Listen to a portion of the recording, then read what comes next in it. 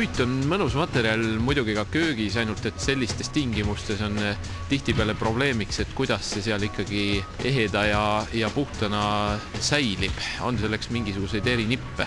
Meie kasutame viimasel ajal järjest rohkem oma tootmises Osmocolor õlivahasid. Konkreetselt õlivahade puhul on tegemist tootega, mis sisaldab nii õli kui vahaga.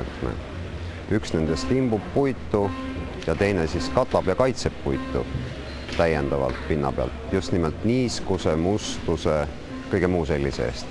Ja mida see siis tähendab õlivaha, mille poolest ta erineb nüüd tavalisest siis õlitamisest või vahatamisest või muudest puidutöötlusviisidest?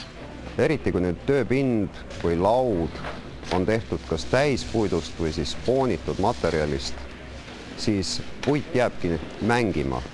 Kui lakitud pind muutub jäigaks. See tähendab, et kui puit hakkab paisuma, siis lakki tekivad mikropraod.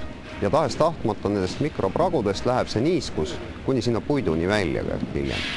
Siis õlivahade puhul nüüd vahad jäävad elastseks, paisuvad, kahanevad. See tähendab, et poorid jäävad ikkagi täidetuks ja vett ja mustust hülgavaks. Ja kui tekib siiski mõningaid mehaanilisi vigastusi? Õlivahadega vigastuste taastamine on suhteliselt lihtne. Kui lakkide puhul peaksime eemaldama selle vigastatud pinna pealt kogu selle, ütleme, peitsi või lakikihiga, millega ta kaetud on, siis õlivahade puhul me võtame konkreetselt selle vigastada saanud koha, lihvime ta peene liivapaberiga ära, siis salvrätikuga natukene õlivaha, tupsutame ta üle, pühime ilusti kuivaks, 12 tundi peab ta nüüd seisma.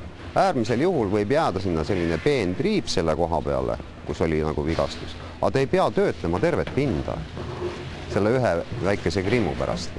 Missugustes tingimustes on siis seda õlivahatatud puitu võimalik kasutada? Väga erinevates tingimustes. Võib teda kasutada nii köögimööbli, elutoa, lastetoa mööbli valmistamisel, vannitubades, kus ruumid on üldjuhul hästi niisked, aga kuna ta kaitseb vee ja veeauru eest tunduvalt efektiivsemalt kui lakid või peitsid, siis ka sellised niiskemad ruumid.